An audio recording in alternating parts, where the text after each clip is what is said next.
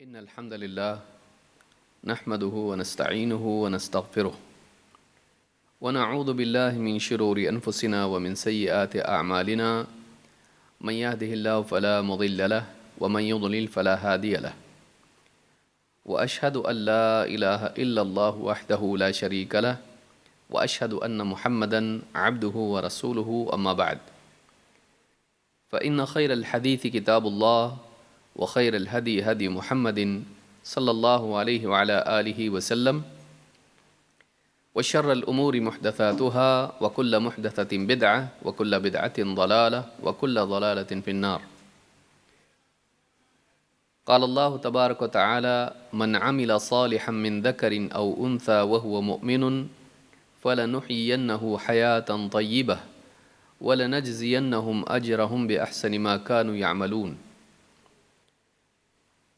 قابل احترام اور بہنوں، حیات طیبہ کیا ہے؟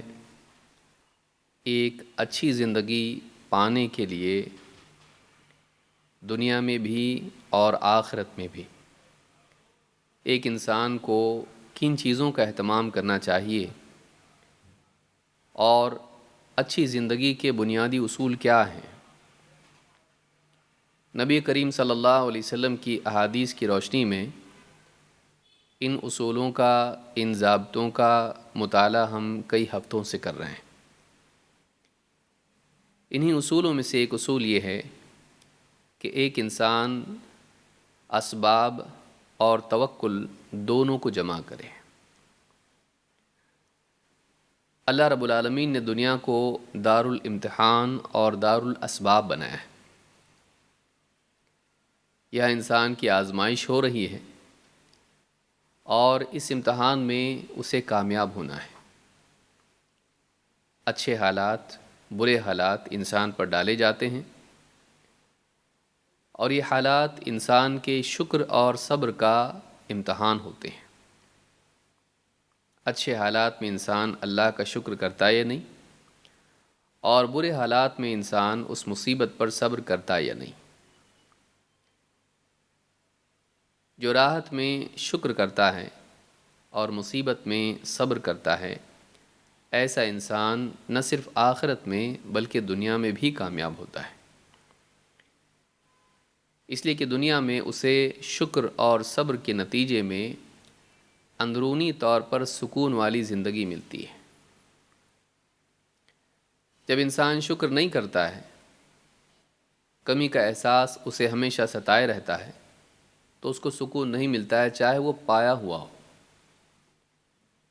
اور جب انسان پر مصیبت آتی ہے، کچھ وہ کھوتا ہے، اس پر وہ صبر نہیں کرتا ہے، اپنے آپ کو سنبھالتا نہیں ہے، اس محرومی پر اللہ سے امیدیں باندھ کر، حال کی کمی پر راضی ہو کر، مستقبل کی امیدیں باندھنے سے جب محروم رہتا ہے، تو ایسا انسان سکون کی بجائے بے چینی میں مبتلا ہو جاتا ہے۔ اگر وہ صبر کر لیں تو کھونے کے باوجود، مصیبتوں کے باوجود وہ اندرونی طور پر سکون سے رہتا ہے۔ لیکن زندگی میں خوشی پانے کے لیے یا غم سے نجات پانے کے لیے، راحت پانے کے لیے یا مصیبتوں سے نجات پانے کے لیے اسباب اللہ تعالیٰ نے بنائے ہیں۔ بیماری کے لیے دوائی، جسم کی قوت کے لیے غذا، کھانے کے لیے کھانا اور پینے کے لیے پانی، سردی گرمی کے جوڑے جو انسان کو تکلیف سے بچاتے ہیں، گھر جو دھوپ سے، بارش سے، سردی سے اس کو بچاتا ہے، سواریاں جو اس کو اپنی منزل تک پہنچاتی ہیں، وہ اوزار جو اس کے کام کاج میں اس کے لیے مفید ثابت ہوتے ہیں، چاہے وہ گھر کی ذمہ داریاں ہوں یا تجارت یا کھیتی باڑی یا کوئی اور کام ہو۔ ٹیکنالوجی سے لے کر ساری چیزیں، بلکہ اگر اندر دیکھا جائے تو جسم کے اعضاء، ہاتھ، پاؤں، یا اسی طرح سے آنکھ، کان، زبان، سوچنے کے لیے دل، یہ ساری چیزیں اللہ تعالیٰ نے انسان کو بطور اسباب اور بطور وسائل عطا کی ہیں۔ ان وسائل کا صحیح استعمال انسان کو کامیابی تک پہنچاتا ہے، اور ان اسباب کا غلط استعمال انسان کو ناکامی کے راستے پر ڈال دیتا ہے۔ لیکن اسباب کی ایک حد ہے۔ اسباب اللہ رب العالمین نے انسان کے لیے پیدا کیے ہیں، لیکن ان اسباب میں نتائج ڈالنا یہ اللہ کی قدرت میں ہے۔ بارش ہوگی، اگے گا یا نہیں اگے گا، یہ اللہ کے حکم سے طے ہوتا ہے۔ دوا انسان کھاتا ہے، شفا ملے گی یا نہیں ملے گی، یہ اللہ کے فیصلے کے تحت ہوتا ہے۔ انسان کوشش کرتا ہے، کوششیں خود نتائج نہیں لاتی ہیں، بلکہ ان کوششوں میں اللہ تعالیٰ نتائج پیدا کرتا ہے۔ لہٰذا انسان کو زندگی میں ان دو چیزوں کے بیچ میں جینا پڑتا ہے۔ کامیاب انسان وہ ہے جو ان دونوں چیزوں کو جمع کر کے زندگی گزارے۔ دنیا میں دو طرح کے لوگ ہیں۔ ایک وہ لوگ ہیں جو اسباب ہی پر اعتماد کر لیتے ہیں کہ میرے کمانے سے ہم کھاتے ہیں، دوائی شفا دیتی ہے، بس اس کی نگاہ اپنی دکان تک یا دواخانے تک یا اسی طرح سے اسباب تک ٹکی رہتی ہے اور رکی رہتی ہے۔ وہ اس سے آگے سوچ نہیں پاتا ہے، بلکہ وہ انہی پر اعتماد کر لیتا ہے جیسے کوئی بت پرست بت پر اعتماد کر لیتا ہے، اللہ کے سوا کسی اور پر اعتماد کہ یہی کرے گا، یہ نہ ہو تو نہیں ہو سکتا ہے، یہ ہو تو ہو ہی جائے گا یقیناً۔ اس طرح کا اعتماد چیزوں پر اللہ کے سوا کسی اور پر یہ شرک ہے کہ یہی کرتا ہے، اسی سے ہوتا ہے۔ اگر یہ یقین انسان کے ذہن میں ہو اور اس طرح کی سوچ اس کی ہو کہ اسباب ہی سے نتائج نکلتے ہیں، تو یہ بھی شرک کی ایک صورت ہے۔ صحیح انسان وہ ہے جو اس بات کا ہمیشہ یقین رکھے کہ سارے اسباب، سارے مینز، سارے وسائل یہ اللہ کے حکم کے تابع ہیں۔ اللہ جیسا چاہتا ہے ان میں تصرف کرتا ہے، اللہ جیسا چاہتا ہے ان میں نتیجے پیدا کرتا ہے، رزلٹس اللہ کی طرف سے آتے ہیں، فیصلے اللہ کرتا ہے۔ چیزیں فائدہ پہنچائیں یا نقصان، یہ اللہ کی طرف سے فیصلہ آتا ہے۔ تو ایک انسان شکار کے لیے تیر تو چلا رہا ہے، لیکن وہ تیر شکار میں لگے گا یا نہیں، اس کا فیصلہ اللہ کرتا ہے۔ ضروری نہیں کہ وہ کتنا ہی اچھا نشانے والا ہو، وہ لگ ہی جائے۔ اگر اللہ نہ چاہے تو نہیں، چاہے تو ہاں، یہ ساری زندگی کی داستان ہے۔ سچا مومن وہ ہے جو اپنی کوششوں سے بڑھ کر اللہ رب العالمین پر اعتماد کرے۔ میں نہیں، اللہ جو چاہتا ہے وہی ہوتا ہے۔ اسباب استعمال کرنا ہے، اختیار کرنا ہے، لیکن اللہ کے حکم کی وجہ سے، کیونکہ اللہ نے ہم کو یہ اسباب دیے ہیں ان کا استعمال کرنے کے لیے، لیکن ان میں یقینی طور پر نتیجہ تبھی آئے گا جب اللہ ڈالے گا۔ دوائی ہم کھا رہے ہیں، دوائی کھانا ہے، لیکن دوائی نفع پہنچائے گی یا نہیں، یہ اللہ کے فیصلے، اس کی مشیت کے تابع ہے۔ اللہ کو بھولنا نہیں۔ ناکام انسان وہ ہے جو اسباب کو استعمال کرے اور انہی پر بھروسہ کر لے، اور دھیرے دھیرے وہ انہی سے بندھ جائے، اپنے دل کو انہی سے باندھ لے۔ بہت سے لوگ کہتے ہیں بھئی کمائیں گے نہیں تو کھائیں گے کیسا؟ ٹھیک ہے، بولنے کی حد تک یہ ایک گنجائش ہو سکتی ہے، لیکن اس کے پیچھے اگر وہ بھول جائے اللہ کو، تو گویا کہ اس نے دکان ہی کو اپنا رب بنا لیا، کمائی ہی کو اپنا رب بنا لیا۔ اور اکثر ہم اپنی زندگی میں دھیرے دھیرے جب اسباب ہی کی باتیں کرتے رہتے ہیں، تو دھیرے دھیرے ہم اللہ کو بھول جاتے ہیں، ہمارا دل انہی پر ٹک جاتا ہے۔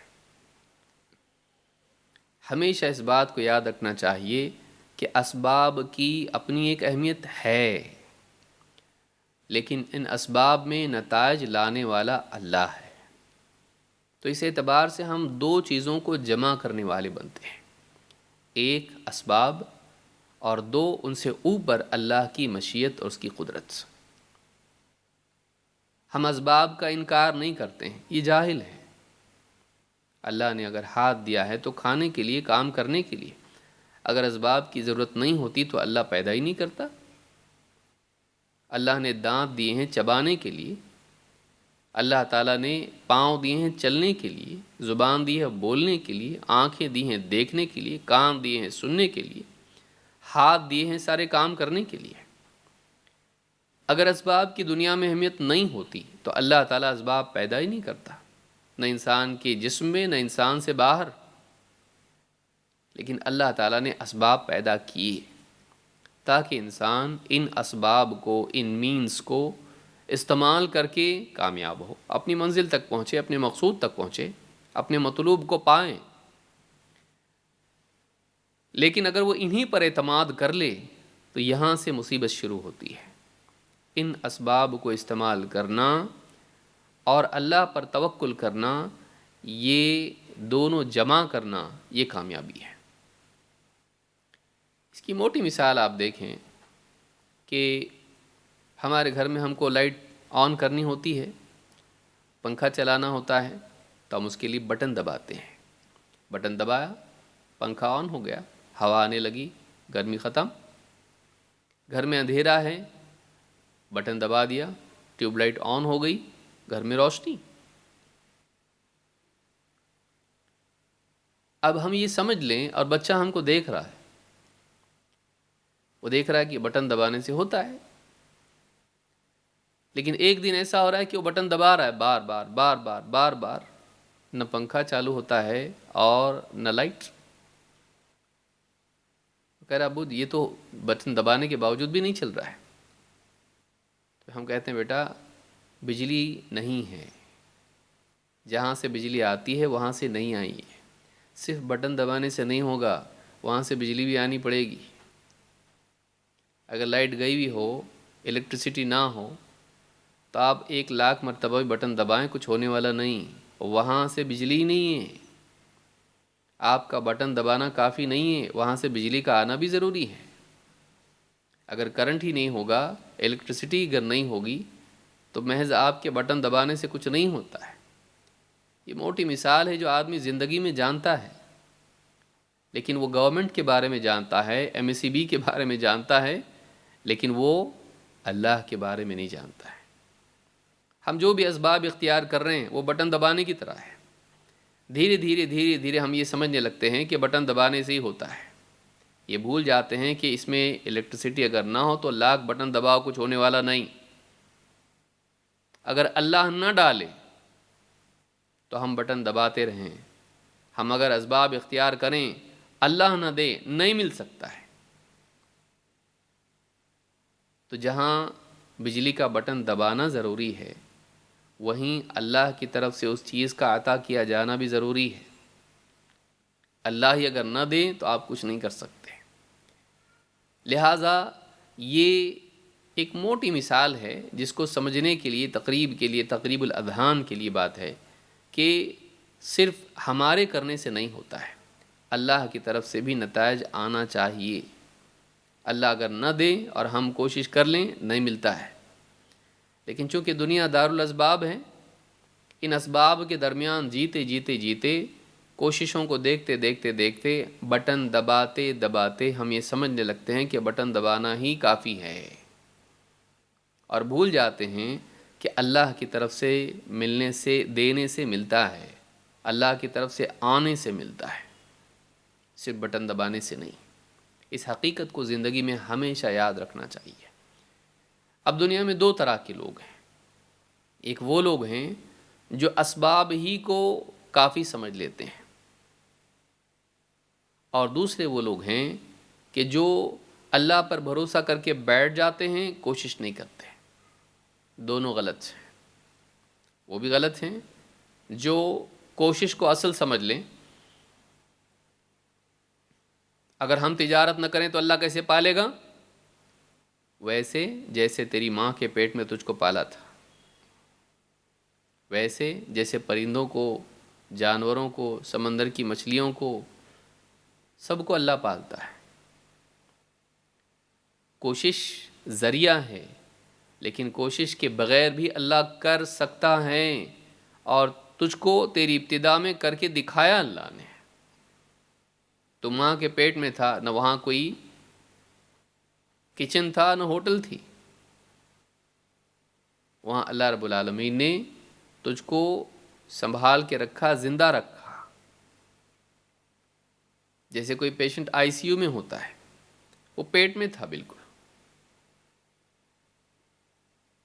اور کوئی خرچ اس کا نہیں آیا، کوئی بل نہیں آیا اس کا پیٹ میں رہنے کا۔ اللہ نے وہاں پال کے دکھایا، بغیر کسی ڈاکٹر کے، بغیر کسی اور کے، اندر رکھ کے اللہ نے اس کو زندہ رکھا، اس کی غذا کا انتظام کیا، اس کو 9 مہینے تک ماں کے پیٹ میں پالا۔ تو اللہ جو چاہے کر سکتا ہے، اللہ کسی کا محتاج نہیں، اللہ اسباب کا محتاج نہیں، اسباب اللہ کے محتاج ہیں۔ تو ایک تو وہ لوگ ہیں جو اسباب ہی پر نگاہ رکھتے ہیں، دھیرے دھیرے انہی کو مان لیتے ہیں کہ یہ ہے تو ہوگا، نہیں تو نہیں ہوگا۔ اللہ چاہے تو اس کے بغیر بھی کر سکتا ہے۔ تو یہ یاد رکھنا کہ اللہ کے فیصلوں سے اسباب میں نتائج آتے ہیں۔ دوسرے وہ لوگ ہیں جو اللہ پر بھروسہ کر کے بیٹھ جاتے ہیں، ہاتھ پاؤں توڑ کے، اور کچھ نہیں کرتے۔ یہ لوگ بھی غلط ہیں۔ صحیح طریقہ یہ ہے کہ انسان اللہ پر اعتماد رکھے اور کوشش بھی کرے۔ کامیاب انسان وہ ہے جو اپنے بس کی کوشش کرے، لیکن بھروسہ کوشش پر نہیں، اللہ پر رکھے کہ میں نے تو اپنے بس کی کر لی، اب نتائج اللہ کی طرف سے آئیں گے، اے اللہ میری اس کوشش کو قبول کر لے اور اس میں رزلٹ ڈال دے۔ چاہے وہ دوائی ہو، امتحان کی پڑھائی ہو، تجارت کی کوشش ہو، یا کوئی اور کوشش ہو، یا وہ دعوت ہو کہ اللہ میں نے تو دعوت دے دی، اس کے دل میں ہدایت کا اتارنا میرے بس میں نہیں ہے، تو ہدایت دینے والا ہے۔ انک لا تہدی من احببت ولکن اللہ یہدی من یشاء وہو اعلم بالمہتدین۔ اے نبی، آپ جسے چاہو، جسے پسند کرو، اسے ہدایت دے دو، ایسا نہیں ہے۔ یہ اللہ ہے کہ جسے چاہے ہدایت دے دے، اور وہ خوب جانتا ہے ہدایت کے مستحق کون ہے۔ آپ کے بس میں نہیں کہ دلوں میں ہدایت کو داخل کر دیں، کہ دل حق کو قبول کر لیں، آپ کے ہاتھ میں نہیں ہے۔ شرح صدر اللہ کرتا ہے۔ تو کوشش آپ کریں، لیکن نتائج آپ کے ہاتھ میں نہیں ہے۔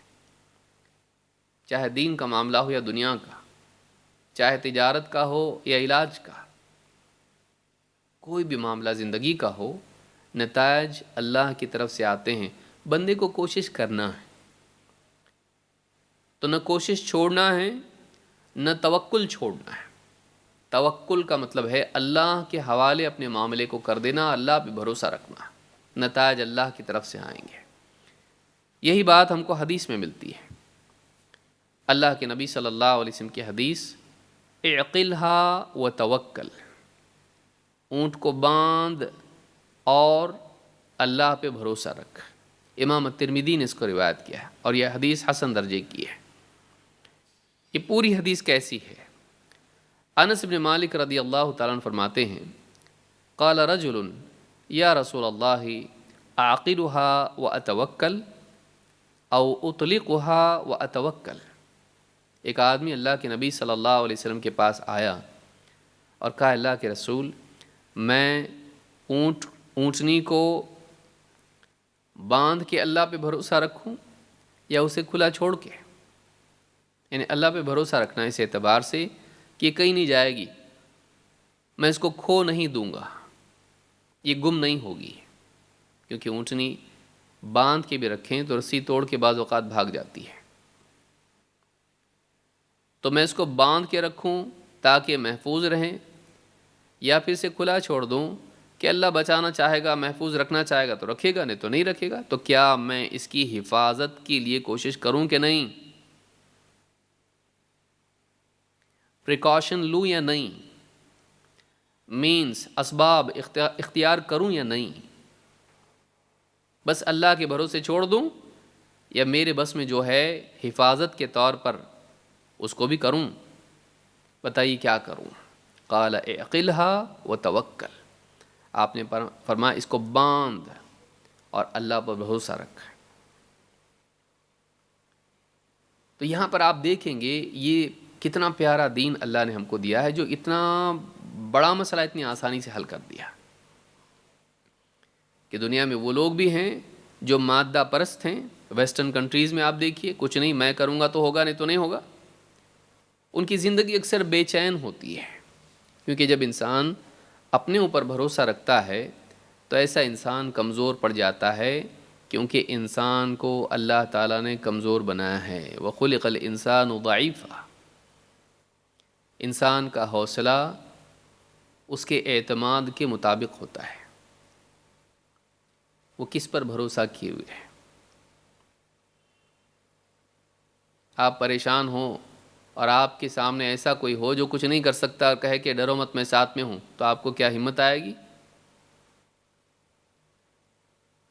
آپ کو ہمت نہیں آئے گی۔ کیوں؟ کیونکہ آپ اس کو دیکھ رہے ہیں تو خود کچھ نہیں کر سکتا ہے، تو میرا کیا کرے گا؟ تو انسان کا اطمینان اس کے اعتماد کے مطابق ہوتا ہے کہ وہ کس پر بھروسہ کیے ہوئے ہے۔ کمزور پر بھروسہ ہے، اطمینان بھی کمزور ہوگا، اور قوی پر بھروسہ ہے تو اس کا اطمینان بھی زیادہ ہوگا۔ سب سے زیادہ قوت والا، سب سے زیادہ زبردست، سب سے بڑا، غالب، جو چاہے کرنے والا، اگر اس پر اعتماد انسان کا ہو تو اس کا حوصلہ بھی اتنا زیادہ ہوگا۔ لیکن جب انسان اپنے اوپر بھروسہ کر لیتا ہے یا چیزوں پر بھروسہ کر لیتا ہے تو چیزیں دھوکہ دیتی ہیں، انسان کمزور پڑ جاتا ہے۔ تو ایسا انسان سکون سے نہیں جی پاتا ہے۔ میں نے کیا تو ہی ہوگا، نہیں تو نہیں ہوگا، راتوں کی نیند خراب، رات دن پریشان، میں کیا تو ہی ہوگا، نہیں تو نہیں ہوگا، بے چین ہو جاتا ہے انسان۔ لیکن ایمان بتاتا ہے تیری ایک حد ہے، تیری ایک حد ہے، اللہ کی کوئی حد نہیں ہے۔ اللہ جو چاہے کر سکتا ہے، ایسا نہیں کہ یہ کر سکتا وہ نہیں کر سکتا، وہ تیرے لیے ہے۔ ایسا ہو سکتا نہیں ہو سکتا، وہ تیرے لیے ہے۔ اگر اللہ تعالیٰ چاہیں، جو چاہیں اللہ کر سکتا ہے۔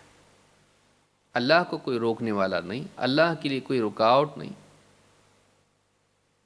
تمام چیزیں اللہ کی مشیت کے تابع ہیں۔ وَيَفْعَلُ اللَّهُ مَا يَشَاءُ، اللہ جو چاہتا ہے کرتا ہے، مشیت۔ یہ چیز، یہ اعتقاد، یہ یقین انسان کو ہمت دیتا ہے۔ تو مادہ پرستی، مٹیریلزم جس کو آپ کہیں، اسباب پر نگاہ رکھنا انسان کو کمزور کرتا ہے۔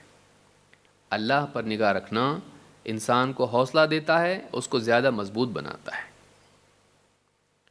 تو یہ چیز اگر جمع ہو جائے انسان کے ساتھ، انسان کے دل میں جمع ہو جائے کہ وہ اسباب کو اختیار کریں لیکن بھروسہ اللہ پر رکھیں، تو دونوں کا جمع کرنا کامیابی کا دروازہ کھولتا ہے۔ لہٰذا توکل زندگی میں بہت اہم چیز ہے۔ توکل کیا ہے؟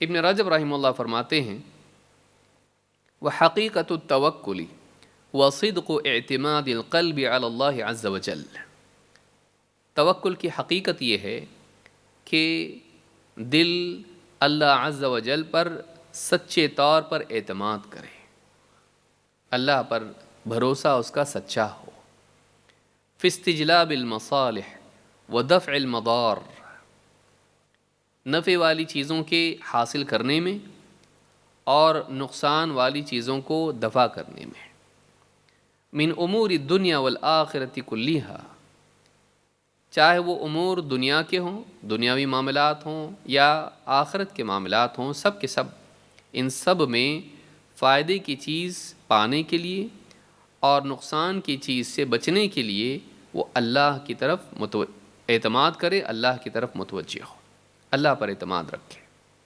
وکیلۃ الامور کلھا الیہ، اور آدمی اپنے سارے معاملات اللہ کو سونپ دے، اے اللہ تو میری بگڑی بنا دے۔ وتحقیق الایمان بانہ لا یعطی ولا یمنع ولا یضر ولا ینفع سواہ، اور ایمان کی پختگی اس بات میں ہو، انسان کو پکا یقین ہو اس بات کا کہ اللہ کے سوا نہ کوئی دیتا ہے، نہ کوئی روک سکتا ہے، نہ کوئی نقصان پہنچا سکتا ہے، اور نہ کوئی فائدہ پہنچا سکتا ہے۔ دینے والا اللہ، اگر نہیں ملا تو روکنے والا اللہ۔ اللہ دینا چاہے کوئی روک نہیں سکتا، اور اللہ نہ دینا چاہے سب مل کے بھی دے نہیں سکتے، اور اللہ تعالیٰ اگر فائدہ پہنچانا چاہے سب مل کے نقصان نہیں پہنچا سکتے، اور اگر اللہ نقصان کرنا چاہتا ہے، تکلیف میں ڈالنا چاہتا ہے، سب مل کے اس کو راحت نہیں پہنچا سکتے، اس کا فائدہ نہیں کر سکتے۔ ہونا تو وہی ہے جو اللہ چاہے۔ تو اللہ کی طرف اپنے سارے معاملات کو سونپ دینا اور یقین رکھنا اس بات کا کہ نفع نقصان کا مالک اللہ ہے، فیصلے وہیں سے آتے ہیں۔ تو یہ جو چیز ہے، اپنے معاملات کو اللہ کو سونپ دینا، اس کو توکل کہتے ہیں۔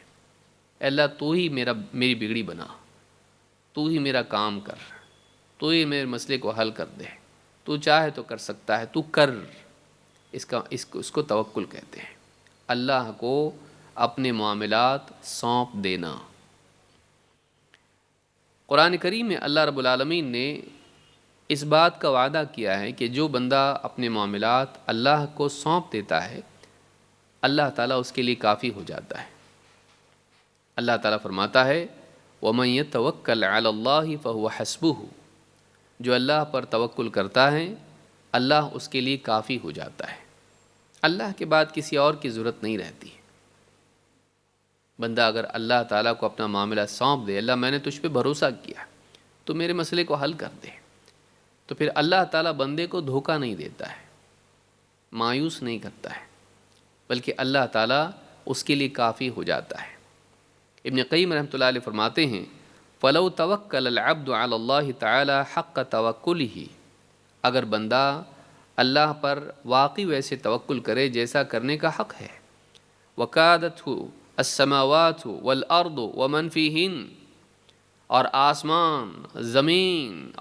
آسمان و زمین کی ساری مخلوقات اس کے خلاف چال بازی کریں، قید کریں، مکر و فریب کریں، سازشیں کریں، لَجَعَلَ لَهُ مَخْرَجًا مِّن ذَلِكَ وَكَفَاهُ وَنَصَرَهُ، اللہ تعالیٰ اس بندے کے لیے راستہ ضرور نکالے گا اس مصیبت میں سے اور سازش میں سے، پریشانی میں سے، چال بازی میں سے، اور اللہ اس کے لیے کافی ہو جائے گا، اور اللہ اس کا مددگار ہو کر اس کی مدد کرے گا۔ اگر وہ اللہ پر بھروسہ کر لے، اللہ تعالیٰ اکیلا اس کے لیے کافی ہے، ساری آسمان و زمین کی مخلوقات مل کے بھی اس کو نقصان نہیں پہنچا سکتی ہے۔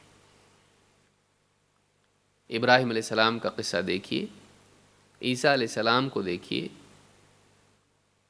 نوح علیہ السلام کو آپ دیکھیے، موسیٰ علیہ السلام کو دیکھیے، محمد رسول اللہ صلی اللہ علیہ وسلم کو آپ دیکھیے، اللہ نے کیسے بچایا۔ کچھ بھی نہیں ہے، ایک عصا کے ذریعے سے موسیٰ علیہ السلام کے لیے نجات، فرعون جیسے بادشاہ سے جس کے پاس لشکر ہے، ابراہیم علیہ السلام کے پاس تو عصا بھی نہیں، آگ میں ڈال دیا جا رہا ہے، ان کے لیے اللہ خود، اللہ کا حکم کافی ہے، اکیلا اللہ آگ ہی کو حکم دے دیا کہ قلنا یا نار کونی بردن و سلاما علی ابراہیم، اے آگ تو ٹھنڈک اور سلامتی بن جائے ابراہیم کے لیے۔ تو اللہ جو چاہتا ہے کرتا ہے۔ ایک کشتی، اس میں نوح علیہ السلام اور ان کے ساتھ والوں کو بچا لیا، پوری دنیا غرق۔ عیسیٰ علیہ السلام کو ان کے خلاف بنی اسرائیل نے چال بازی کی، یہود نے، اللہ رب العالمین نے ان کو بچا لیا، زندہ آسمان پہ اٹھا لیا۔ کچھ بھی اسباب نہیں ہے، ظاہری اسباب نہیں، فوج ہے، کچھ نہیں ہے۔ اللہ تعالیٰ جو چاہے کرتا ہے، بندے کا بھروسہ اللہ پر ہونا چاہیے۔ سارے نبیوں کا بھروسہ اللہ پر ہوتا ہے۔ وَمَا لَنَا أَلَّا نَتَوَكَّلَ عَلَى اللَّهِ وَقَدْ هَدَانَا سُبُلَنَا۔ نبیوں کی بات ہمیشہ سے کیا رہی ہے، ہم اللہ پر کیوں بھروسہ نہ کریں جبکہ اللہ نے ہم کو ہدایت دی ہے۔ جس اللہ رب العالمین نے ہم کو راستہ بتایا وہ ہمارے لیے راستہ بنا سکتا ہے، مصیبتوں سے بھی ہم کو نکالے گا وہ۔ جب شرک اور کفر کی گمراہی کے مقابلے میں صراط مستقیم اس نے ہم کو عطا کی، دنیا کے دوسرے مسائل تو اس سے چھوٹے ہیں، اللہ اسے کیوں نہیں راستہ نکالے گا ہمارے لیے، کیوں ہم کو نہیں بچائے گا؟ تو یہ جو چیز ہے، جس اللہ نے ہم کو کفر و شرک سے بچائے رکھا، وہ اللہ ہم کو دوسری مصیبتوں سے بھی بچا سکتا ہے۔ یہ یقین ہونا یہ بہت بڑی چیز ہے۔ تو اللہ ایسے بندوں کے لیے کافی ہوتا ہے جو اللہ پر بھروسہ کریں۔ وَمَن يَتَوَكَّلْ عَلَى اللَّهِ فَهُوَ حَسْبُهُ۔ توکل ایمان کا تقاضا بھی ہے۔ اگر واقعی انسان اللہ کو مانتا ہے جو ہر چیز پر قادر ہے، تو پھر وہ کسی اور پہ بھروسہ کیوں کرے؟ پھر یا تو اس کے ایمان میں کمی ہے، اگر اللہ کی بجائے کہیں اور نگاہیں تیری اٹھتی ہیں تو واقعی تو نے اللہ کو نہیں جانا اور ویسا نہیں مانا جیسا ماننا چاہیے تھا۔ اسی لیے اللہ نے فرمایا اللہ لا الہ الا ہو، اللہ اس کے سوا کوئی عبادت کے لائق نہیں۔ وعلی اللہ فلیتوکل المؤمنون، اور اللہ ہی پر توکل کرنا چاہیے ایمان والوں کو۔ اگر تم واقعی ایمان والے ہو تو تم کو اللہ ہی پر بھروسہ کرنا چاہیے۔ یہ کیا بات ہے کہ تم مانتے ہو کہ اللہ سب پر قادر ہے، ہر چیز پر قادر ہے، اور تم اللہ پر بھروسہ نہ رکھو؟ تم کو اللہ پر اعتماد کرنا چاہیے۔ یہ سورہ التغابن کی آیت نمبر 13 ہے۔ اسی طرح سے توکل انسان میں شجاعت پیدا کرتا ہے، حوصلہ اس کو دیتا ہے۔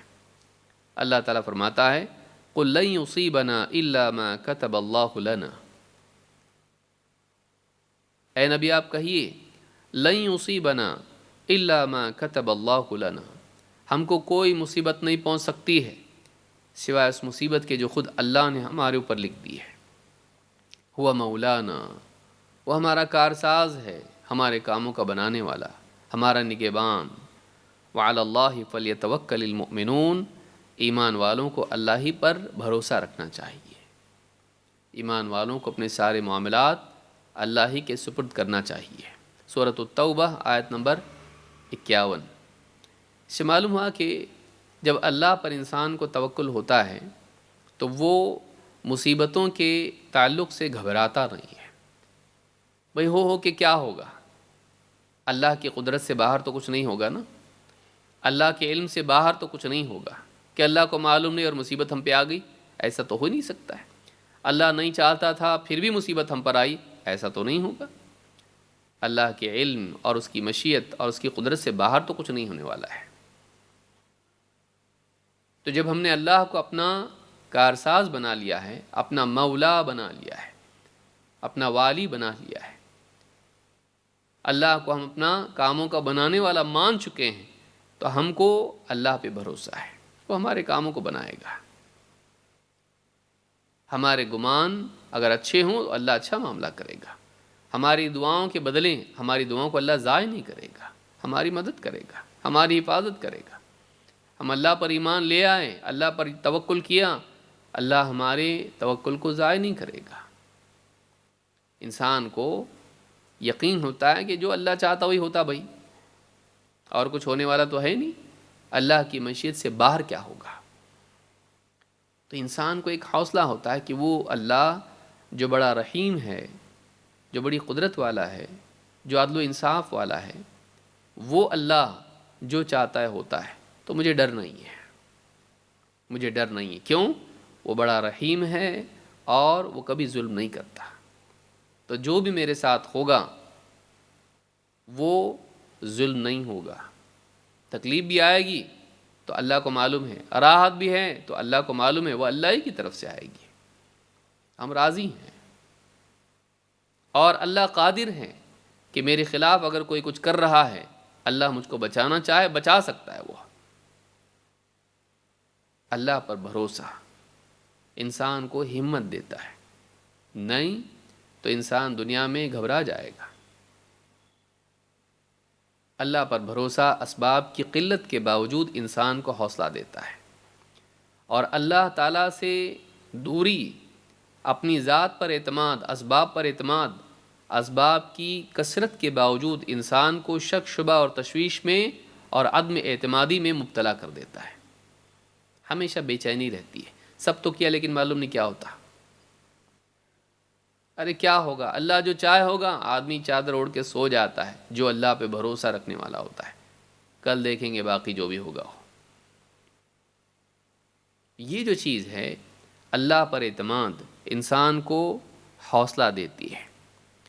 اللہ کے نبی صلی اللہ علیہ وسلم نے ایک بڑا مسئلہ، رزق کا مسئلہ، جو انسان کو بے چین کرتا ہے، کیا ہوگا، فیوچر کیسے ہوگا، یہی وہ رزق کا مسئلہ ہے جس کی وجہ سے انسان حرام کی طرف جاتا ہے، سود کی طرف، چوری کی طرف، خیانت کی طرف، جھوٹ کی طرف، دھوکے کی طرف، تاکہ اپنے فیوچر کو سیو کر لے، کبھی اپنے لیے، کبھی اپنے بیوی بچوں کے لیے،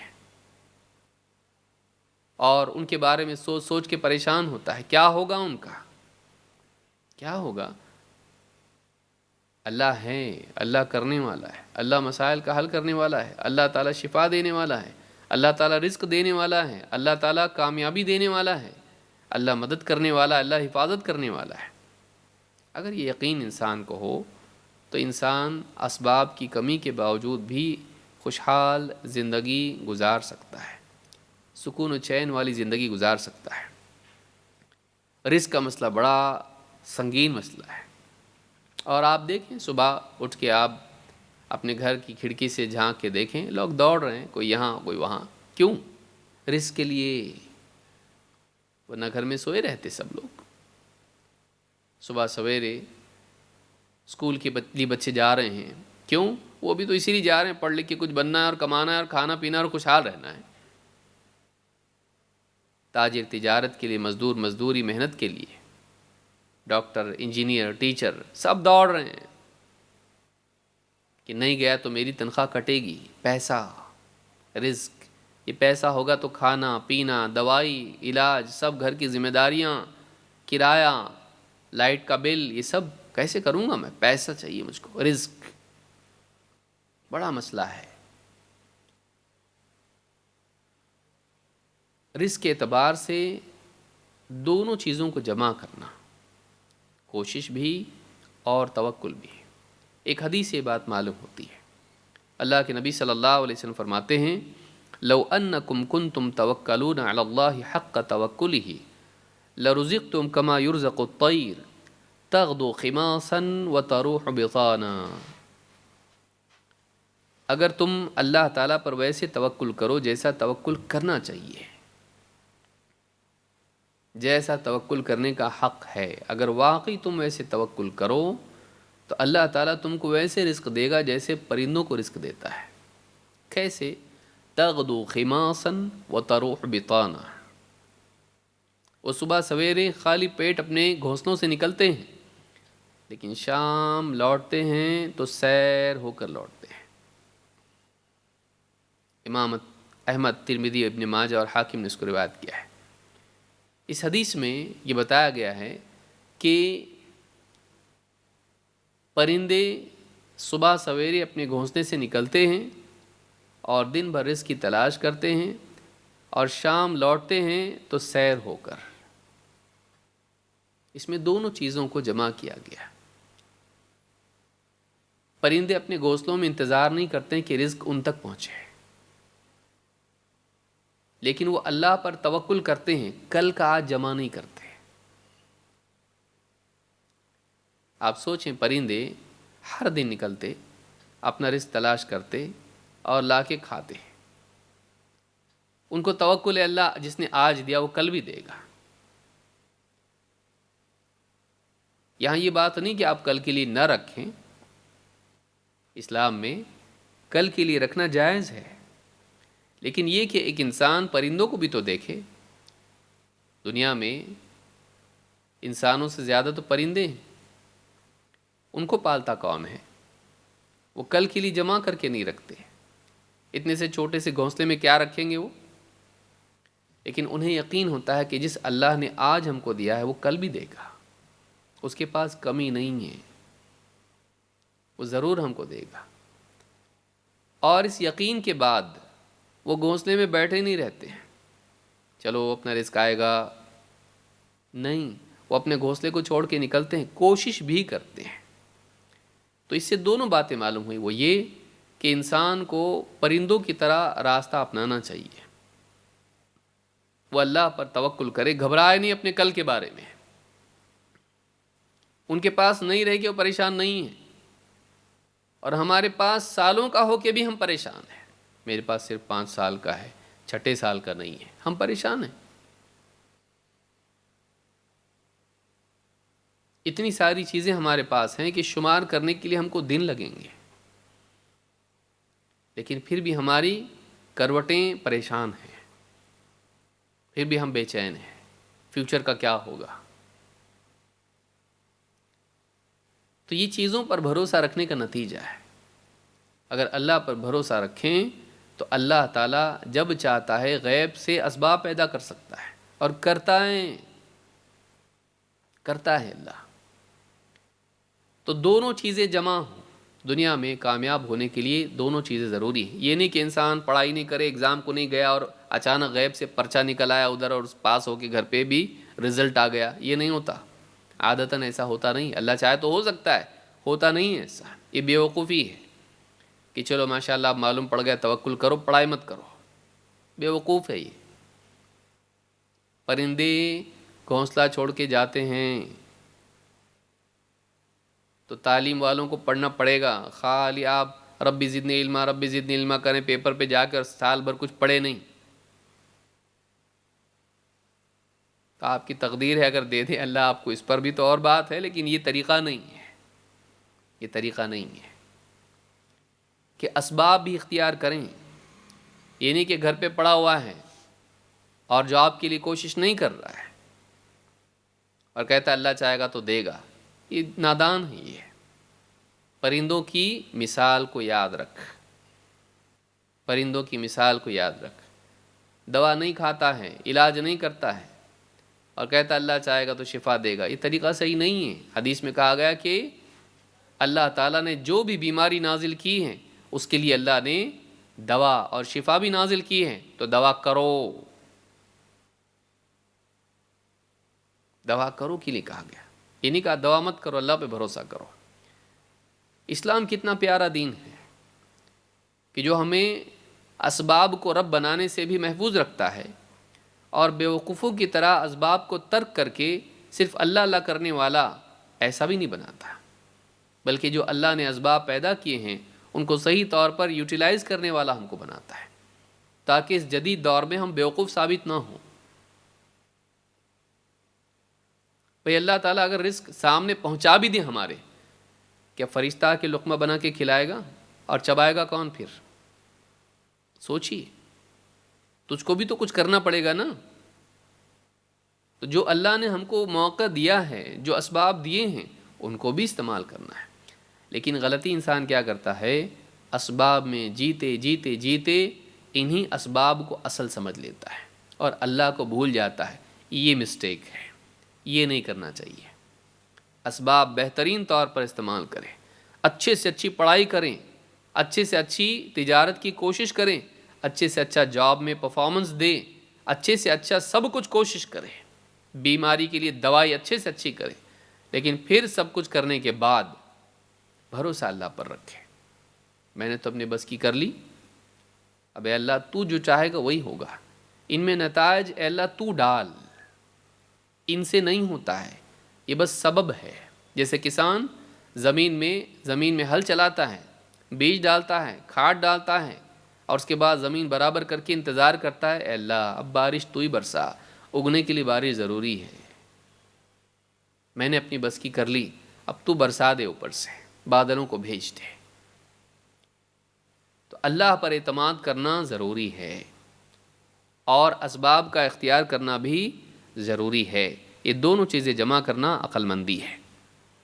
ابن قیم رحمۃ اللہ علیہ فرماتے ہیں فَالتَّوَكُّلُ مِنْ أَعْظَمِ الْأَسْبَابِ الَّتِي يَحْصَلُ بِهَا الْمَطْلُوبُ وَيَنْدَفِعُ بِهَا الْمَكْرُوهُ، کہ توکل ان تمام اسباب میں سب سے بڑا سبب ہے جس کے ذریعے سے انسان اپنے مطلوب کو حاصل کرتا ہے اور مکروہ سے مکروہ کو دفع کرتا ہے. جو چاہیے وہ حاصل کرتا ہے، جو نہیں چاہیے اس کو دور کرتا ہے. فمن انکر الاسباب لم یستقم منہ التوکل. تو جو اسباب کا سرے سے انکار ہی کر دے، مجھ کو کچھ استعمال ہی نہیں کرنا ہے کامیابی کے لیے، تو ایسے آدمی کا توکل ٹھیک نہیں. لم یستقم منہ التوکل ولکن من تمام التوکل عدم الرکون الی الاسباب. بلکہ توکل کا کمال یہ ہے کہ انسان اسباب پر ٹیک نہ لگائے. وقطع علاقۃ القلب بها، اور اپنے دل کو اسباب سے کاٹ دے. فیکون حال قلبہ قیامہ باللہ لا بها وحال بدنہ قیامہ بها. یہ بہت پیاری بات ہے جو انہوں نے کہی ہے. کہتے اس کا حال یہ ہونا چاہیے کہ اس کا دل اللہ سے جڑا رہے، چیزوں سے نہیں، اور اس کا بدن چیزوں سے جڑا رہے. پریکٹیکلی فزیکلی تم کو چیزیں استعمال کرنی ہیں، لیکن دل کو اللہ کے ساتھ جوڑنا ہے. اسباب کا اختیار کرنا، اس کا حکم بدن کے لیے ہے، اور توکل کا حکم دل کے لیے ہے. دل اپنا کام کریں، اسباب اپنا کام کریں، جسم اپنا کام کریں. جسم اسباب کو اختیار کرے.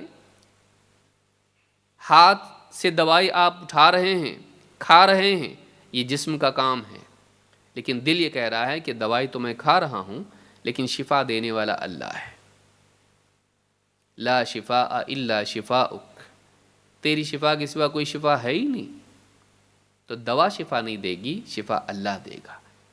ٹھیک ہے، اللہ تعالیٰ نے شفا کا سبب اس کو بنایا ہے، لیکن کتنے لوگ ہیں جو دوا کھاتے مر جاتے ہیں، بیماری بڑھ جاتی ہے، علاج نہیں ہو پاتا ہے. اللہ جو چاہتا ہے کرتا ہے. تو اگرچہ یہ ذریعہ ہے، لیکن اللہ تعالیٰ کا دخل اس میں ہے. ایسا نہیں کہ نہیں ہے، اب اللہ نے چھوڑ دیا اس کے اوپر، نہیں. ہر فیصلہ اللہ کرتا ہے. کل یوم ہوا فی شأن، ہر دن ہر آن اللہ تعالیٰ فیصلے کر رہا ہے ہر ایک کی زندگی میں. اس کو یاد رکھنا انسان کو مضبوط بناتا ہے، اللہ سے دل کو جوڑتا ہے. تو مدارج السالکین میں یہ بات ابن قیم رحمۃ اللہ علیہ نے کہی ہے. تو ایک بہت اہم نقطہ زندگی کا ہے جو کامیاب زندگی کے لیے ضروری ہے، وہ یہ کہ انسان اللہ پر بھروسہ کریں اور اسباب کو اختیار کرے. یہ چیز ضروری ہے. چلیے آگے بڑھتے ہیں. حدیث نمبر 31، کلام اور سکوت میں انتخاب. جیسے ہم نے دیکھا کہ اسباب کا اختیار کرنا بھی ضروری ہے، اور اسی طرح سے توکل بھی ضروری ہے. اسی طرح سے انسان کے پاس ایک بہت بڑی صلاحیت جو اللہ نے دی ہے وہ کلام کی ہے. چاہے وہ دین کی دعوت و تعلیم ہو، چاہے اپنی حاجات کا مطالبہ ہو، یا دنیوی مسائل کے حل کرنے کے لیے آپس میں ایک دوسرے سے جڑنا ہو، تجارت ہو، تعلیم ہو، علاج ہو، یا گھریلو زندگی کے معاملات ہوں. زبان کی بڑی اہمیت اس میں ہے. لیکن یہی زبان ہے جو ایک انسان کو جہاں فائدہ لاتی ہے وہی نقصان بھی لاتی ہے. یہی وہ زبان ہے جس سے انسان اگر کلمے کا اقرار کر کے، توحید کا اقرار کر کے اسلام کے دائرے میں آتا ہے، یہی زبان ہے جس کے ذریعے انسان اللہ اور اس کے رسول کی بات کا انکار کر کے اسلام کے دائرے سے باہر نکل جاتا ہے. یہی زبان ہے جو دلوں کو جوڑتی ہے، اور اسی زبان کی سختی سے دل ٹوٹ جاتے ہیں اور دور ہو جاتے ہیں. یہی وہ زبان ہے جس کے ذریعے سے لوگوں کے دلوں میں ایمان و یقین بیدار ہوتا ہے، اور یہی وہ زبان ہے جو فتنہ بن کے لوگوں کو شک شبے میں اور گمراہی کے راستے پر ڈالنے میں کامیاب ہو جاتی ہے. زبان بڑی پر اثر چیز ہے. اسی لیے اللہ رب العالمین نے انسان کی تخلیق کا ذکر کیا تو زبان کا بھی ذکر کیا. خلق الانسان علمہ البیان. انسان کو اللہ نے پیدا کیا اور اسے بیان کی صلاحیت دی. علمہ البیان، اس کو بیان یعنی اپنے دل کی بات کو ٹھیک سے ادا کرنے کی صلاحیت ادا کی. صحیح اور غلط میں تمیز کر کے بتانے کی اس کو صلاحیت عطا کی ہے. خصوصاً انبیاء کو اللہ نے صلاحیت دی ہے. کان کلامہ کلاما فصلا، آپ کی بات بالکل واضح واضح بات تھی. یفہمہ کل من سمعہ، ہر ایک جو آپ کی بات سنتا اس کو سمجھ لیتا. تو یہ نبی صلی اللہ علیہ وسلم کے بارے میں ہے. تو زبان بہت بڑی نعمت ہے، لیکن اس نعمت کا استعمال کرنے میں انسان کو سمجھدار ہونا چاہیے. بے وقت کا کلام بہت بڑے بڑے نقصان لے آتا ہے، اور غلط وقت خاموش رہنا باطل کے پروان چڑھنے کا ذریعہ بنتا ہے. چپ رہنے کے وقت میں بولنا اور بولنے کے وقت میں چپ رہنا، یہی انسان کی بربادی کے اسباب میں سے ایک بہت بڑا سبب ہے. بولنے کے وقت بولنا، صحیح بولنا اور صحیح طریقے سے بولنا، اور جب بولنا مناسب نہ ہو اس وقت خاموش رہنا، یہ انسان کی عقل مندی کی علامت ہے اور کامیابی اور سعادت کے اسباب میں سے ایک بہت بڑا سبب ہے. زندگی میں بہت بڑے نقصانات زبان کے راستے سے آتے ہیں.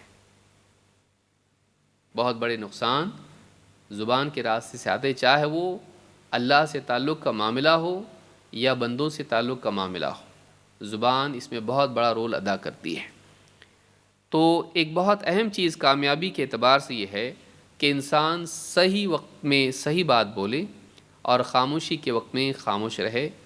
یہ ایک اہم اصول کامیاب زندگی کا ہے.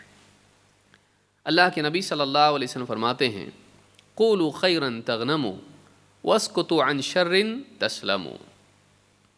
خیر کی بات کہو تم غنیمت حاصل کرو گے، یعنی خیر سمیٹو گے. خیر بولو، خیر سمیٹو گے، جیسے مال غنیمت حاصل کرو گے تم. قولوا خیرا تغنموا واسکتوا عن شر تسلموا. شر کی بات کہنے سے چپ رہو، شر مت بولو. تسلموا، تم سلامت رہو گے. یہاں بیلنس بتایا گیا ہے، بولنا بھی ہے، چپ بھی رہنا ہے. صرف بولنا نہیں ہے گن مشین کی طرح، بلکہ چپ بھی رہنا ہے. انسان کی زندگی میں کلام اور سکوت کے درمیان اعتدال ہونا چاہیے، توازن ہونا چاہیے. بولنے کے وقت بولنا، چپ رہنے کے وقت چپ رہنا. صحیح بات بولنا، غلط بات نہیں بولنا. صحیح بات صحیح طریقے سے بولنا، غلط بات نہیں بولنا. اور جتنا بولنا ہے اتنا بولنا، زیادہ نہیں بولنا. یہ جو چیز ہے کلام، یہ بہت ہی بڑی نعمت ہے اللہ کی. اور جتنی بڑی نعمت کلام ہے اتنی بڑی نعمت سکوت بھی ہے، خاموشی. سکوت اور صمت میں فرق ہے. عربی زبان میں حدیث میں جیسے آیا ہے کہ من صمت نجا، من صمت نجا، جو خاموش رہا اس نے نجات پائی. کتنی بڑی حدیث ہے، آپ دیکھیں، یاد کر سکتے ہیں آپ اس کو. من صمت نجا، 3 لفظ ہیں، لیکن یہ 3 لفظ زندگی کی بہت بڑی حقیقت بتاتے ہیں. حدیث کے الفاظ کیا ہیں؟ من صمت نجا، جو چپ رہا اس نے نجات پائی، جو چپ رہا اس نے نجات پائی. لیکن سکوت اور صمت میں فرق ہے. سکوت محض چپ رہنے کو بولتے ہیں، خیر سے بھی شر سے بھی چپ. لیکن صمت کہتے ہیں شر سے، بری بات سے خاموش رہنا. یہ فرق ہے کہ سکوت کا معنی ہوتا ہے بس چپ رہنا، نہ خیر بولا نہ شر بولا، کچھ بھی نہیں، چپ. لیکن صمت کا معنی ہوتا ہے برائی کی بات بولنے سے خاموش رہنا، برا نہیں بولنا. اس اعتبار سے صمت ایک اعلیٰ چیز ہے. اور یہاں اسی اعتبار سے کہا گیا ہے من صمت نجا، جس نے خاموشی اختیار کی شر سے وہ نجات پا گیا. اس لیے کہ آپ زندگی میں دیکھیے غلط بولنے سے بہت نقصانات ہوتے ہیں. غصے میں کہ آ کے طلاق دے دی، غصے میں آ کے ایسا بول دیا دوستوں کو، رشتہ داروں کو کہ تعلقات خراب ہو گئے. غصے میں آ کے اللہ اور اس کے رسول کی بات کے برخلاف بول دیا یا انکار کر دیا. ضد پر اڑ گیا۔ انسان بعض اوقات بے وقت کچھ بھی بول دیتا، یا شر کی بات بول دی، مذاق مذاق میں کسی کا انسلٹ کر دیا، دین کی بات کا مذاق اڑا دیا، ایسا جوک بول دیا جس سے کسی کی ذاتی زندگی کی بات لوگوں کے سامنے آ گئی، غیبت کر دی، کتنی ساری چیزیں ہیں، غیبت کر دی، نمیمہ، لوگوں میں جھگڑے لگا دیے، اللہ اور اس کے رسول کی بات کا انکار کر دیا۔ زبان کتنے بڑے مصیبتیں لاتی، یہ منہ میں سانپ کی طرح ہوتی ہے، اس کو اگر قابو میں نہ رکھا گیا، ٹوکری میں نہیں رکھیں گے ہم کو ہی ڈس لیتی ہے۔ یہ زبان اتنی بھیانک ہے، اس کو کنٹرول میں کرنا سپیرے کی طرح، سانپ والا جیسا ہوتا ہے نا، اس کو برابر اس کی گردن پکڑ کے رہتا ہے ہمیشہ، نہیں تو ڈس لے گی یہ ایسی خطرناک چیز ہے۔ تو زبان کا نقصان خود ہم کو بھی ہوتا ہے، ہماری زبان کا نقصان ہم کو ہوتا ہے، دوسروں کو تو ہوتا ہی ہوتا ہے، ہم کو ہوتا ہے۔ اسی لیے کہا من صمت نجا، جو خاموش رہا اس نے نجات پائی۔ تو حدیث کے الفاظ کیا ہیں؟ قولوا خیرا تغنموا واسکتوا عن شر تسلموا، خیر کی بات بولو تمہیں بہت خیر نصیب ہوگی، یا موٹی زبان میں کہیں بھلی بات کہو تم خیر پاؤ گے، اور بری بات سے بچو تم سلامت رہو گے۔ موٹا موٹا ترجمہ اس کا ہے۔ تو معلوم ہوا کہ بری بات نہیں بولنے سے انسان سلامت رہتا ہے۔ اپنی زبان کو غلط باتوں سے ہم بچائے رکھیں، اور جہاں خیر کی بات کرنے کا موقع ہو وہاں کریں۔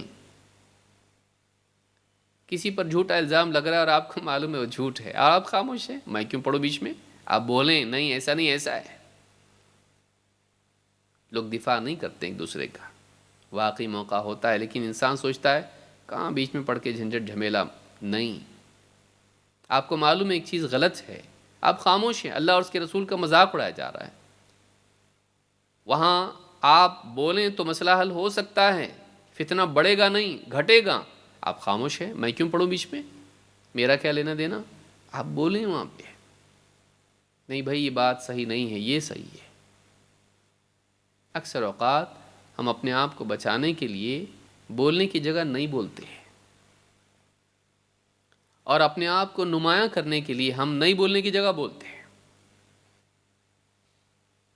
ذاتی شہرت کے لیے بولتے ہیں، لیکن جہاں شہرت کے برخلاف کچھ دکھائی دے، نقصان دکھائی دے اپنی ذات کو، وہاں شریعت کا تقاضا ہے پھر بھی نہیں بولتے۔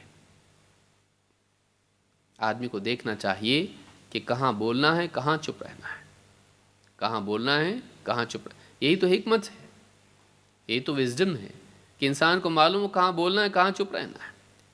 اور اکثر انسان زندگی میں یہ چیز اس کو نہیں ملی ہوتی ہے، تو نہیں بولنے کی جگہ بولتا ہے، اور چپ رہنے کی جگہ بولتا ہے، اور بولنے کی جگہ چپ ہو جاتا ہے۔ یؤتی الحکمت من یشاء ومن یؤت الحکمت فقد اوتی خیرا کثیرا، اللہ جس کو چاہتا ہے حکمت سے نواز دیتا ہے، اور جس کو حکمت دی گئی اسے خیر کثیر عطا کی گئی، بہت خیر ملی اس کو، بہت بھلائی ملی اس کو۔ صحیح جاننا کیا کب کرنا ہے، کب بولنا کب چپ رہنا، تو سمت اور کلام دونوں کو جمع کرنا اور صحیح وقت میں استعمال کرنا یہ بہت ضروری ہے۔ اللہ کے نبی صلی اللہ علیہ وسلم فرماتے ہیں لا یستقیم ایمان عبد حتی یستقیم قلبہ، کسی بندے کا ایمان ٹھیک نہیں ہو سکتا ہے جب تک کہ اس کا دل صحیح نہیں ہو جائے۔ ایمان ٹھیک نہیں ہو سکتا ہے جب تک کہ اس کا دل ٹھیک نہ ہو جائے، کیونکہ ایمان دل میں ہوتا ہے، دل کی اصلاح ضروری ہے۔ وَلَا يَسْتَقِيمُ قَلْبُهُ حَتَّى يَسْتَقِيمَ لِسَانُهُ، اور آدمی کا دل صحیح نہیں ہو سکتا ہے جب تک کہ اس کی زبان صحیح نہیں ہو۔ آپ دیکھیں حدیث مسند احمد کی حدیث ہے، اور صحیح حدیث ہے، حسن درجے کی ہے، کہ انسان کی زبان کا اس کے دل پر اثر پڑتا ہے، زبان کا دل پر اثر پڑتا ہے۔ جھوٹ بولنا، غیبت کرنا، مکر و فریب کی باتیں کرنا، چغل خوری کر کے جھگڑے لگانا لوگوں میں،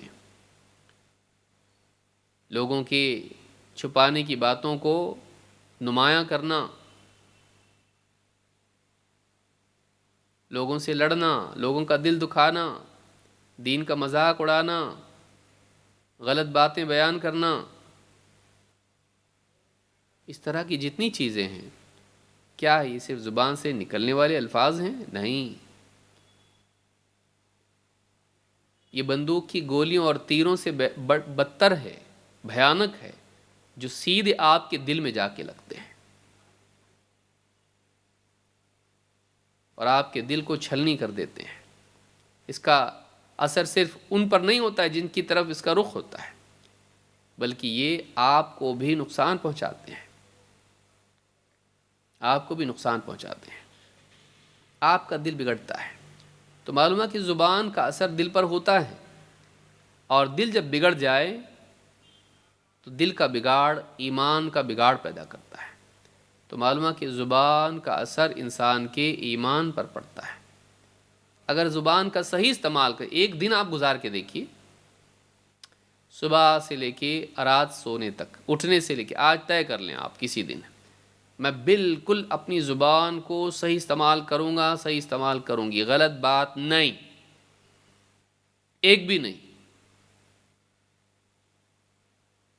اور وہ دن آپ رات میں جب بستر پر سر رکھیں گے تکیے پر، آپ دیکھیں آپ کو اس دن کیسا لگے گا۔ غلط بات نہیں، غیر ضروری بات نہیں، غلط بات بھی نہیں، گناہ کی بات نہیں، اور فضول بات بھی نہیں۔ اگر ایک دن ایسا گزار کے دیکھیں، آپ کو اس کا معلوم پڑے گا کہ اس کا کتنا فائدہ ہے۔ تو یہ چیز اگر انسان کے اندر پیدا ہو جائے، بہت بڑا فائدہ اس کو ہوتا ہے۔ اللہ رب العالمین قرآن کریم میں فرماتا ہے، یا ایھا الذین آمنوا اتقوا اللہ وقولوا قولا سدیدا، اے ایمان والو اللہ سے ڈرو اور سیدھی سیدھی بات کہو۔ سیدھی مطلب اینچ پینچ والی نہیں، چال بازی والی نہیں، جھوٹ نہیں، غلط نہیں، انحراف والی بات نہیں ہو، جس میں ڈیویشن نہیں ہو، ایتھیکلی، دینی اعتبار سے کوئی اس کے اندر ٹیڑھا پن نہ ہو، وہ سیدھی بات ہو، صراط مستقیم والی بات ہو، حق بات ہو، گول مول بات نہیں چیٹنگ والی، بلکہ سیدھی سیدھی بات ہو۔ یا ایھا الذین آمنوا اتقوا اللہ وقولوا قولا سدیدا، اے ایمان والو اللہ سے ڈرو اور سیدھی سیدھی بات کرو۔ یصلح لکم اعمالکم، اللہ اس کے نتیجے میں تمہارے اعمال کی اصلاح کرے گا۔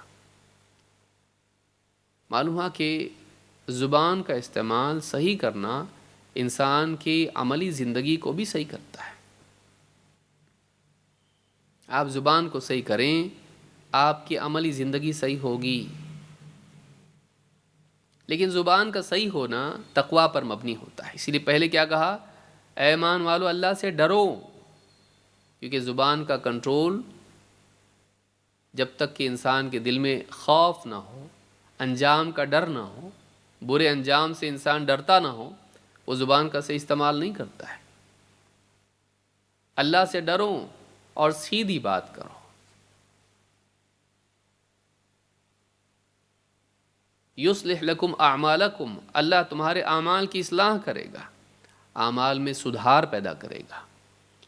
تو معلوم ہے کہ زندگی کو سدھارنا ہے تو زبان سے شروع کر سکتے ہیں، لیکن زبان کا کنٹرول کرنا دل سے جڑا ہوا ہے۔ اگر انجام کا خوف ہو کہ میں نے غلط بولا تو اس کا انجام کیا ہوگا، تو زبان کنٹرول میں آئے گی، اور اگر زبان کنٹرول میں آئی تو زندگی کنٹرول میں آئے گی۔ یا ایھا الذین آمنوا اتقوا اللہ وقولوا قولا سدیدا یصلح لکم اعمالکم ویغفر لکم ذنوبکم۔ صرف اتنا ہی نہیں کہ مستقبل کے اعتبار سے تمہارے اعمال کی اصلاح اللہ کرے گا، بلکہ اللہ تعالیٰ ماضی میں جو غلطیاں تم سے ہوئی ہیں ان کی مغفرت بھی کرے گا۔ تو فیوچر بھی صحیح، پاسٹ بھی صحیح، اعمال بھی صحیح، نامہ اعمال بھی صحیح۔ تو یہ اللہ کی طرف سے وعدہ ہے، لیکن کس کے لیے؟ جو اللہ سے ڈر کے اپنی زبان کو صحیح استعمال کرے، اس سے زندگی صحیح ہوتی ہے، ماضی بھی اور مستقبل بھی۔ یہ سورۃ الاحزاب کی آیت نمبر 70-71 ہے۔ اس سے معلوم ہوتا ہے انسان کی زندگی میں زبان کا کتنا بڑا رول ہے، کتنا بڑا دخل ہے۔ اسود ابن اسرم المحاربی کہتے ہیں، قلت یا رسول اللہ اوصنی، میں نے اللہ کے رسول صلی اللہ علیہ وسلم سے کہا اے اللہ کے رسول مجھے وصیت کیجیے، نصیحت کیجیے، تاکید کیجیے کسی بات کی۔ قال تملک یدک، اپنے ہاتھوں کو کنٹرول میں رکھ۔ قلت ماذا املک اذا لم املک یدی، کہا کہ اللہ کے رسول اگر میرا ہاتھ ہی میرے کنٹرول میں نہ ہو تو پھر کیا کنٹرول میں ہے؟ قال تملک لسانک، اپنی زبان کو کنٹرول میں رکھ۔ قال فماذا املک اذا لم املک لسانی، اگر میری اپنی زبان میرے کنٹرول میں نہ ہو تو پھر کیا کنٹرول میں میرے؟ قال لا تبسط یدک الا الی الخیر ولا تقل بلسانک الا معروفا۔ دو باتیں آپ نے کہیں اور ہم بھی اس کا اہتمام کریں گے انشاءاللہ۔ آپ نے فرمایا لا تبسط یدک الا الی خیر، اپنا ہاتھ اگر بڑھائیں تو بھلائی ہی کی طرف بڑھانا، ہاتھ اگر پھیلانا یا بڑھانا کسی اچھے کام کے لیے ہاتھ بڑھانا آگے، ورنہ نہیں۔ ولا تقل بلسانک الا معروفا، اور اپنی زبان سے اگر بولیں تو صرف بھلی بات بولنا اور کچھ نہیں۔ امام طبرانی نے اس کو روایت کیا ہے، صحیح ترغیب حدیث نمبر 2867، حدیث صحیح ہے۔ تو اس سے معلوم ہوتا ہے کہ بولنا بھی مطلوب ہے، یہ نہیں کہ آدمی خاموشی ہو جائے، بات ہی نہیں کر رہا، کیوں؟ بولے حدیث میں آیا من صمت نجا، یہ دیوانہ ہے۔ یہ ہمارے نبی بھی تو بولتے تھے نا، تو ایسا نہیں کہ بولنا ہی نہیں ہے، بلکہ یہ جہاں جو سکھایا جا رہا ہے کیا کہا، وَلَا تَقُلْ بِلِسَانِكَ إِلَّا مَعْرُوفًا، اپنی زبان سے بولے تو صرف معروف بول، بھلی بات بول۔ تو بھلی بات کو روک کے رکھنا بھی ٹھیک نہیں، اور بری بات اگلتے رہنا بھی ٹھیک نہیں۔ بری بات سے خاموشی بہتر ہے، اور خاموشی سے بھلی بات بہتر ہے۔ بری بات سے خاموشی بہتر ہے، اور خاموشی سے مناسب وقت پر بھلی بات بہتر ہے۔ تو یہ یاد رکھنا ضروری ہے۔ اسی طرح سے زبان کی سنگینی کتنی ہے۔ سفیان ابن عبداللہ الثقفی رضی اللہ عنہ کہتے ہیں قلت یا رسول اللہ حدثنی بامر اعتصم به، کہا کہ اللہ کے رسول مجھے کوئی ایسی بات بتائیں کہ میں اسے مضبوطی سے پکڑے رہوں، جس کا اہتمام کرتا رہوں۔ قال قل ربی اللہ ثم استقم، کہا کہ تم کہو اللہ میرا رب ہے، پھر اس پر جمے رہو، اپنی اس بات پر اللہ کے رب ہونے کو مان کر، اپنے کو اللہ کا بندہ مان کے پھر اس کا حق ادا کرو، اس پر جمے رہو، اللہ کے سوا کسی کو اپنا رب مت بنانا۔ قلت یا رسول اللہ ما اخوف ما تخاف علی، کہتے میں نے کہا اللہ کے رسول میرے بارے میں آپ کو سب سے زیادہ کس چیز کا خوف ہے؟ میری ویکنس کیا ہے، یا میں کس چیز سے مجھے زیادہ خطرہ ہے؟ فأخذ بلسان نفسه، آپ نے خود اپنے ہاتھ سے اپنی زبان پکڑی، ثم قال هذا، اپنی انگلی سے اپنی زبان پکڑ کے کہا یہ تجھ پر مجھے سب سے زیادہ اس چیز کا ڈر ہے۔ امام احمد، مسلم، ترمذی، ابن ماجہ، ابن حبان، حاکم سبھی نے اس کو روایت کیا ہے، الفاظ ترمذی کے ہیں، حدیث صحیح ہے کہ مجھے سب سے زیادہ تیرے بارے میں جس چیز کا ڈر ہے وہ زبان ہے۔ معلوم ہے کہ زبان اتنی سیریس چیز ہے کہ نبی صلی اللہ علیہ وسلم نے صحابی جیسے انسان کو کہا یہ سب سے خطرناک چیز ہے، کیونکہ ایک غلط جملہ بھی انسان کی اپنی آخرت خراب کر سکتا ہے اور دوسروں کی زندگی تباہ کر سکتا ہے۔ کسی بھولی بھالی بچی کے بارے میں آپ نے بے احتیاطی سے کچھ بول دیا، وہ لڑکی ٹھیک نہیں ہے، جنگل کی آگ کی طرح وہ بات پھیل گئی اور اس بچی کی زندگی برباد ہو گئی، نہ کوئی رشتہ اس کو آتا ہے، نہ اس کے لیے کوئی آسانی ہے زندگی میں، خراب۔ کسی شخص کے بارے میں کچھ بول دیا، کسی عالم کے بارے میں زبان درازی کر لی، کچھ بھی بول دیا، آپ دیکھیے انسان اپنی آخرت خراب کر لیتا ہے۔ بڑے بڑے ائمہ کے بارے میں لوگ بولنے میں بے احتیاطی کرتے ہیں۔ انسان کو چاہیے کہ بعض اوقات تو صحابہ تک بات چلی جاتی ہے، ایسے بھی لوگ پیدا ہو گئے ہیں جو صحابہ کے بارے میں بھی بدزبانی کرتے ہیں، تو یہ زبان بڑی خطرناک ہے اور یہ رکتی نہیں ہے. جب غلط راستے پر چل پڑتی ہے تو اس کی پرواز بہت اونچی اونچی ہونے لگتی ہے، پھر وہ بڑے بڑوں کے بارے میں بولنا شروع کرتا ہے. یہ بڑی بھیانک چیز ہے. تو زبان کی سنگینی، عبداللہ ابن مسعود رضی اللہ تعالیٰ عنہ کہتے ہیں، ان سے روایت ہے کہ انہو ارتقى الصفا فاخذ بلسانہ. عبداللہ ابن مسعود رضی اللہ تعالیٰ عنہ صفا کی پہاڑی پر چڑھے اور اپنی زبان، اپنی ہاتھ سے اپنی زبان پکڑی. فقال یا لسان، اے زبان، خود ہی کہا اے زبان، یا لسان قل خیرا تغنم، بھلی بات بول، تجھے غنیمت نصیب ہوگی، خیر نصیب ہوگی. واسکت عن شر تسلم، شر سے رک جا، شر سے خاموش ہو جا تو سلامت رہے گی. من قبل ان تندم، اس سے پہلے کہ تو نادم ہو جائے، تو ریگریٹ کرنے لگے، تجھے افسوس ہو. ایک دن آئے گا کہ ہر بولا ہوا لفظ سامنے پیش ہوگا. اذ یتلقى المتلقیان عن الیمین وعن الشمال قعید ما یلفظ من قول الا لدیہ رقیب عتید. جب وہ دائیں بائیں بیٹھے ہوئے دو فرشتے لپک کر ہر زبان سے نکلنے والی ہر بات کو لے لیتے ہیں. قیامت کے دن زبان سے بولی ہوئی باتیں نامہ اعمال میں انسان دیکھے گا. تو نے یہ بولا، اس کا بھی حساب دینا ہے؟ ہاں، اس کا بھی حساب دینا ہے. تو کیا سمجھا؟ زبان سے نکلے الفاظ، ان کا کوئی حساب نہیں دینا ہے؟ دینا ہے. اس لیے کچھ بھی بولنے میں بہت احتیاط کریں، بہت احتیاط کریں کہ فرشتہ لکھ لیتا ہو، فرشتہ لکھ لیتا ہے. اگر انسان کو معلوم ہو میرا کال ریکارڈ ہو رہا ہے، کتنا احتیاط سے بولتا؟ تو لوگ ریکارڈ کر رہے ہیں، فرشتے نہیں کر رہے کیا آپ کا ریکارڈ؟ اگر انسان کو اس بات کا احساس ہو کہ میرا ہر جملہ فرشتے ریکارڈ کر رہے ہیں اور ایویڈنس کے طور پر قیامت کے دن پیش ہوگا، سوچئے سوچئے. تو کہا کہ من قبل ان تندم، ثم قال، پھر کہا سمعت رسول اللہ صلی اللہ علیہ وسلم یقول اکثر خطایا ابن آدم فی لسانہ. کہتے ہیں کہ میں نے اللہ کے رسول صلی اللہ علیہ وسلم کو فرماتے سنا کہ ابن آدم کی اکثر خطائیں زبان سے ہوتی ہیں، اکثر غلطیاں انسان زبان سے کرتا ہے. امام طبرانی نے اور اسی طرح سے امام البیہقی نے اس کو روایت کیا ہے. امام البیہقی نے شعب الایمان میں اس کو روایت کیا، صحیح الجامع الصغیر حدیث نمبر 1201، حدیث حسن ہے. زبان کی بے احتیاطی کا وبال کیا ہے؟ اللہ کے نبی صلی اللہ علیہ وسلم فرماتے ہیں ان العبد لیتکلم بالکلمۃ من رضوان اللہ لا یلقی لها بالا یرفعہ اللہ بها درجات.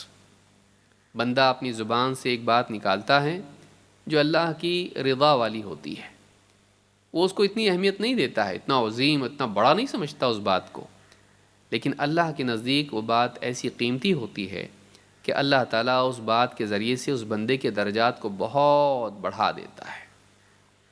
وَإِنَّ الْعَبْدَ لَيَتَكَلَّمُ بِالْكَلِمَةِ مِنْ سَخَطِ اللَّهِ. اور دوسرا بندہ وہ ہے کہ جو اللہ تعالیٰ کی ناراضگی کے کلمات اپنی زبان سے نکالتا ہے، ایسی بات بولتا ہے جس سے اللہ ناراض ہو جاتا ہے. لا یلقی لہا بالاً یہوی بہا فی جہنم. اور جو کچھ بولتا ہے اس میں ذرا بھی پرواہ نہیں کرتا ہے، لیکن اللہ کے نزدیک وہ بات اتنی سنگین ہوتی ہے کہ اللہ تعالیٰ اس کی اس ایک بات کی وجہ سے اسے جہنم کی گہرائی میں پھینک دیتا ہے. ایک بات زبان سے نکالتا ہے، ایک بات، لیکن اللہ تعالیٰ کو اتنی سخت ناپسند ہوتی وہ بات کہ اللہ تعالیٰ اس ایک بات کی بنیاد پر اس بندے کو جہنم کی گہرائی میں پھینک دیتا ہے. بتائیے، تو ایک بات بھی انسان کو جہنم کی گہرائیوں میں لے جا سکتی ہے. کتنا سنبھال کے استعمال کرنا چاہیے زبان کو، کتنا سنبھال کے استعمال کرنا چاہیے. تو یہ جو زبان ہے یہ ہم کو جنت کی طرف بھی لے جا سکتی ہے، جہنم کی طرف بھی. اس کا صحیح استعمال سیکھنا چاہیے۔ بولنے کے وقت بولنا، چپ رہنے کے وقت چپ رہنا، صحیح بات بولنا، صحیح سلیقے سے بولنا۔ بعض اوقات بات صحیح ہوتی ہے لیکن بولنے کا سلیقہ نہیں ہوتا آدمی کو، تو صرف دل اچھا ہونا کافی نہیں ہے، زبان بھی اچھا ہونا ضروری ہے۔ بعض اوقات انسان دل توڑ دیتا ہے لوگوں کا، میرے دل میں کچھ بھی نہیں لیکن میری زبان ایسی ہے، تو ایڈجسٹ کر کے چلو۔ نہیں، آپ کو زبان بھی ٹھیک کرنی پڑے گی اپنی، آپ کو زبان بھی ٹھیک کرنی پڑے گی۔ یہ نہیں چلے گا کہ آپ بولیں میرا دل صاف ہے اب میری زبان ایسی ہے، نہیں، آپ کو زبان بھی صحیح رکھنا پڑے گا۔ کیوں؟ اللہ تعالیٰ نے اپنے نبی کے بارے میں کیا کہا؟ وَلَوْ كُنْتَ فَظًّا غَلِيظَ الْقَلْبِ لَانفَضُّوا مِنْ حَوْلِكَ، اے نبی اگر آپ سخت زبان ہوتے اور سخت دل ہوتے، لوگ آپ کے پاس سے دور ہو جاتے ہیں۔ تو چاہے نبی کیوں نہ ہو، اللہ نے بتایا کہ اگر آپ بھی سخت زبان ہوتے، سخت دل ہوتے، لوگ آپ سے دور ہو جاتے ہیں۔ تو انسان کو چاہیے کہ وہ اپنی زبان کا صحیح استعمال کرے، کیا بولیں، کیسے بولیں، کتنا بولیں، کب بولیں، اور اس کے بعد کیوں بولیں، نیت بھی تو ہونا چاہیے۔ ورنہ بعض اوقات انسان اچھی بات بولتا ہے لیکن شہرت کے لیے، نام کے لیے، مقام کے لیے، یہ بھی فیل۔ تو کیا بولیں، کیسے بولیں، کب بولیں، کتنا بولیں، کیوں بولیں، یہ ساری چیزیں صحیح ہونی چاہیے، تب جا کے وہ بول نجات کا ذریعہ بنے گا اور نفع بخشی کا ذریعہ بنے گا۔ اس حدیث کو امام احمد، ترمذی، نسائی، ابن ماجہ، ابن حبان، حاکم سبھی نے روایت کیا ہے۔ صحیح الجامع صغیر حدیث نمبر 1619۔ آخری بات کہہ کے ہم اپنی گفتگو ختم کریں گے۔ عطا رحمہ اللہ فرماتے ہیں، یہ تابعین میں سے ہیں، فرماتے ہیں الصمت صیانۃ اللسان وستر العی۔ الصمت صیانۃ اللسان، بری بات کہنے سے چپ رہنا، یہ زبان کے لیے پاکیزگی ہے، گندگی سے اس کو پاک رکھتی ہے۔ اور وستر العی، عی جہالت، وہ انسان کی کم علمی کو، بے وقوفی کو چھپائے رکھتی ہے۔ انسان جب تک کہ خاموش رہتا ہے اس کی بے وقوفی اور جہالت بھی چھپی رہتی ہے، لیکن جیسے منہ کھولتا ہے معلوم پڑتا ہے کہ کتنا جاہل ہے، کتنا بے وقوف ہے۔ تو انسان کی خاموشی اس کی عزت کی حفاظت بھی ہے اور اس کی زبان کو پاک رکھتی ہے غلط باتوں سے۔ تو بری باتوں سے چپ رہنا یہ نہ صرف انسان کے نامہ اعمال کو پاک رکھتا ہے بلکہ اس کی عزت کو بھی بچاتا ہے۔ زبان سے نکلنے والی غلط باتیں انسان کی عزت کو خراب کر دیتی ہیں۔ تو اس بات کو یاد رکھیں کہ زبان کا صحیح استعمال کرنا، صحیح بات بولنا، بری باتوں سے چپ رہنا، یہ بھی اچھی زندگی کے بنیادی اصولوں میں سے اور بہت اہم اصول ہے۔ اللہ رب العالمین ہم سب کو سمجھ عطا فرمائیں اور دین کا علم حاصل کرنے اور اس کے مطابق اچھی زندگی جینے کی توفیق عطا فرمائیں۔ اقول ھذا واستغفر اللہ لی ولکم۔